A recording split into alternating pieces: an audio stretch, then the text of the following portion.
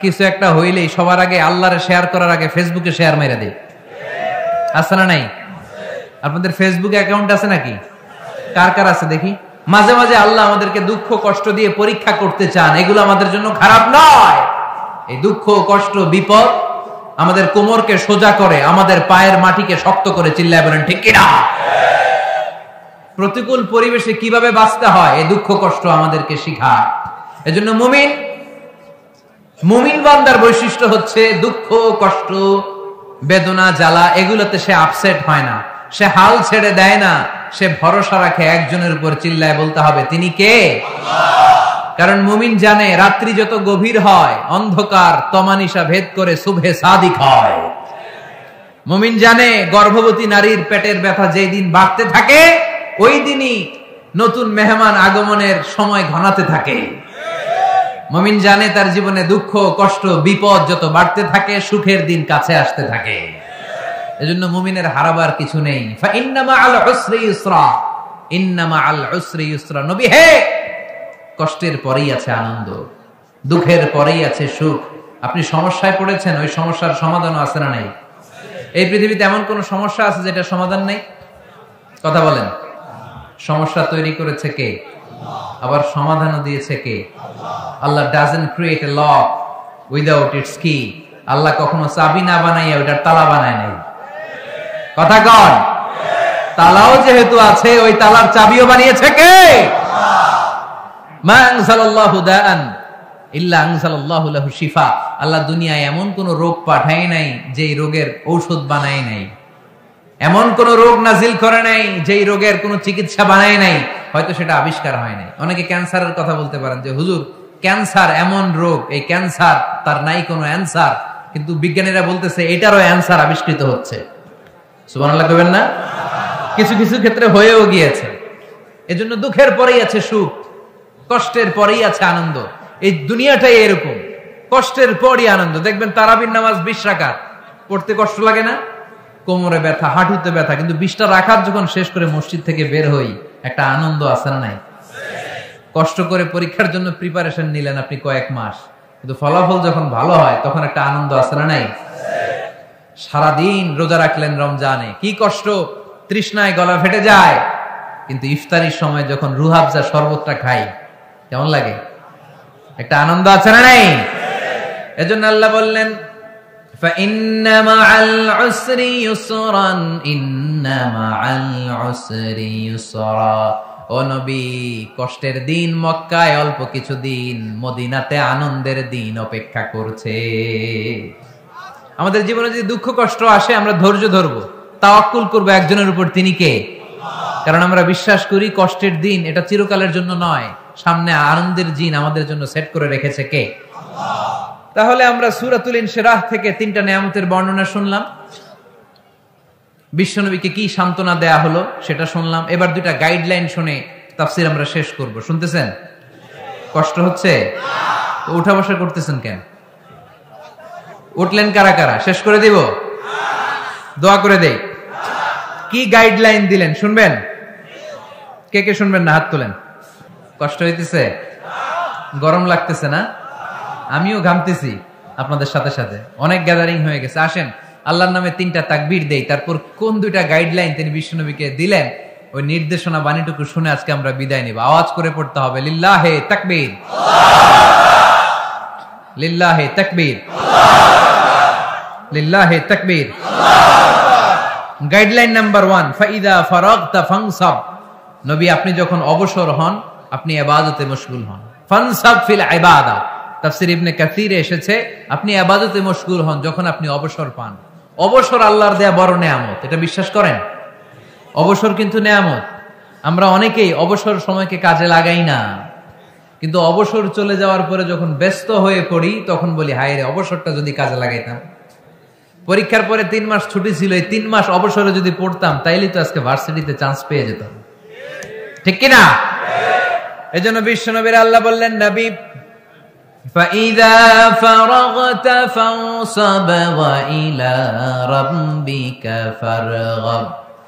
মাদানী জীবনে, মাক্কি জীবনে, দাওয়াতি কার্যক্রমের পরে, রাষ্ট্রীয় কার্যক্রমের পরে যখনই আপনি অবসর পাবেন তখনই আপনি ইবাদত করেন, তখনই বেশি বেশি আল্লাহর কাছে দোয়া করে। দোয়াটা খুব শক্তিশালী, কিন্তু আমরা অনেকে জানি না কি করে দোয়া করতে হয়। সিনসিয়ার দোয়া ইজ লাইক এ মিসাইল। আপনারা প্রায় পত্রিকায় শুনবেন আমেরিকা অমুক দেশে মিসাইল হামলা করেছে, শুনছেন? মিসাইল হামলা এমন হামলা, কত সেন্টিমিটার বেগে যে কোন জায়গায় অ্যাটাক করবে, যেখানে মারার কথা ওখানে পড়বে। ঠিক দোয়াটা হচ্ছে মিসাইলের মতো। আপনি যদি দোয়ার মতো দোয়া করতে জানেন, ওই দোয়াটাও জায়গা মতো যে ভেদ করবে। চিল্লায় এখন ঠিক কিনা? কিন্তু আমরা দোয়া করতে জানি না, কি করে দোয়া করতে হয় এটা জানি না। বিশ্বনবীকে আল্লাহ বললেন, নবী ফাইদা ফারাগতা ফানসাব, যখন আপনি অবসর হবেন তখন আপনি দোয়া করেন, আল্লাহর কাছে চান। বেশি বেশি চাইলে খুশি হয় কে? তার মানে প্রথম ঘোষণা হলো ফাইদা ফারাগতা ফানসাব। প্রথম নির্দেশনা হলো নবী, যখনই আপনি অবসর পাবেন ইবাদত করবেন এবং দোয়া করবেন, বেশি বেশি আল্লাহর কাছে চাইবেন। 2 নাম্বার দিক নির্দেশনা হলো ওয়া ইলা রাব্বিকা ফারগাব, সব সময় আপনি আপনার আল্লাহর দিকে মনোনিবেশ করবেন। বিপদে পড়লে ডাকবো কারে? আমাদের অসুস্থতাকে সুস্থতায় পরিণত করে দিতে পারে কে? চাকরির জন্য পাগল পারা, চাকরি নাই, চাকরির ব্যবস্থা করে দিতে পারে কে? বিদেশে যেতে মনে চায়, পাসপোর্ট দিয়ে রেখেছি, ভিসা নাই, ভিসা লাগাই দিতে পারে কে? কিন্তু আমরা দুঃখ, কষ্ট, বেদনা কিছু একটা হইলেই সবার আগে আল্লাহরে শেয়ার করার আগে ফেসবুকে শেয়ার মেরে দিই। আছে না নাই? আপনাদের ফেসবুক অ্যাকাউন্ট আছে নাকি?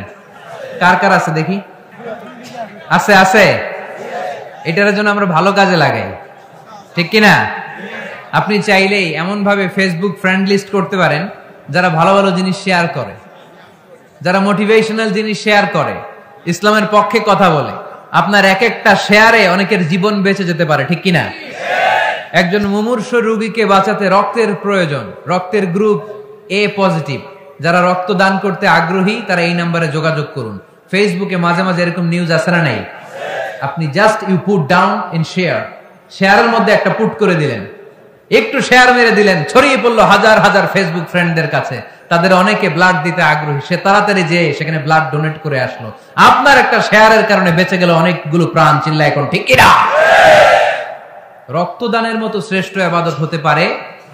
আমরা মনে করি শুধু জিকিরি ইবাদত, আমরা মনে করি শুধু নামাজি ইবাদত।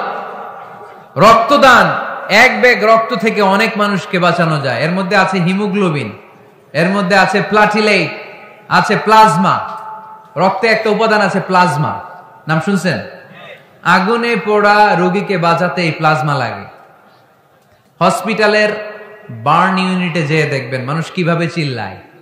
নুসরাত নামে একটা মেয়ে মারা গেল না? এক বদমাইশের কবলে পড়ে মারা গেল না?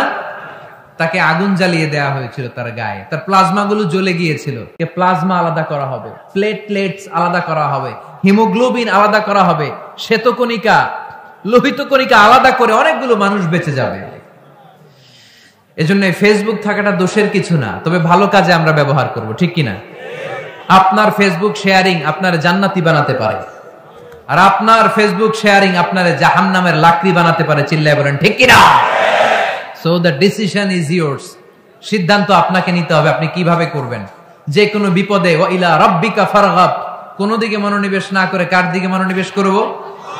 যে কোনো বিপদ আপদ ফেসবুকে শেয়ার করার আগে শেয়ার করব কার কাছে? আমাদের যার যা লাগে আল্লাহ সবও যদি দিয়ে দেয়, আল্লাহর ধনভাণ্ডারের 1 ইঞ্চিও কমবে? হাদিসে কুদসিতে আল্লাহ বললেন, লাউ আন্না আউওয়ালাকুম ওয়া আখিরাকুম ওয়া ইনসাকুম ওয়া জিন্নাকুম, পৃথিবীর সব জিন, পৃথিবীর সব মানুষ বিশাল মরুভূমিতে দাঁড়িয়ে যদি আমার কাছে চাইতে শুরু করে, আল্লাহ এটা দাও, ওটা দাও, ওটা দাও, আমি আল্লাহ তোমাদের সব চাহিদাও যদি মিটিয়ে দেই, আমি আল্লাহর ধনভাণ্ডারের 1 ইঞ্চিও কমবে না। এজন্য চাইবো কার কাছে? বিপদে আপদে ভরসা করব কার কাছে? আর অবসরগুলোকে কাজে লাগানোর দরকার আছে না নাই? স্বাবলম্বী হওয়ার চেষ্টা করার দরকার আছে না নাই? ফা ইন্নামা আল উসরি ইউসরা, ইন্নামা আল উসরি ইউসরা। নবী হে, কষ্টের পরেই আছে সুখ, দুঃখের পরেই আছে আনন্দ। সব সময় মানুষের সময় একরকম কাটে না। এজন্য আমরা তাওয়াক্কুল করতে চাই একজনের উপর, তিনি কে? আল্লাহ আমাদের সবাইকে কথাগুলো বুঝে আরো আমল করার তৌফিক দান করুক। আমরা পড়ি আমিন। আপনারা উঠা বসা করতেছেন কেন? এই উঠছেন কে কে দেখি? এই উঠছো কেন তুমি? বস, আমরা একসাথে বিদায় নিব।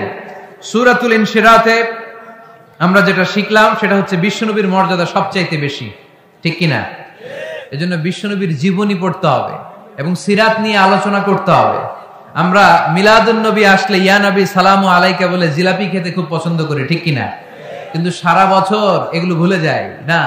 সিরাতুন নবী, মিলাদুন নবীর প্রেরণা হচ্ছে বিশ্বনবীর সিরাত নিয়ে আলোচনা করা, বিশ্বনবীর আদর্শকে সমাজে বাস্তবায়নের চেষ্টা করা। চিল্লা এখন, ঠিক কিনা? আমরা যেন বিশ্বনবীর সিরাত সুরাত আমাদের জীবনে ধারণ করতে পারি। আল্লাহ আমাদেরকে তৌফিক দান করুক, আমরা পড়ি আমিন। আমরা যেন আমাদের জীবনের যে কোনো পরিস্থিতিতে আল্লাহ তাআলার উপর ভরসা রাখতে পারি। আল্লাহ তৌফিক দান করুক, আমরা পড়ি আমিন। দূর দূরান্ত থেকে যারা এসে আজকের মাহফিলকে সার্থক করেছেন, আমি আপনাদের সবাইকে শুকরিয়া জানাই। মা বোনেরা যারা আলোচনাটুকু শুনলেন, আপনাদেরকে শুকরিয়া জানাই। মিডিয়া কর্মী যারা এসেছো তাদেরকে শুকরিয়া জানাই।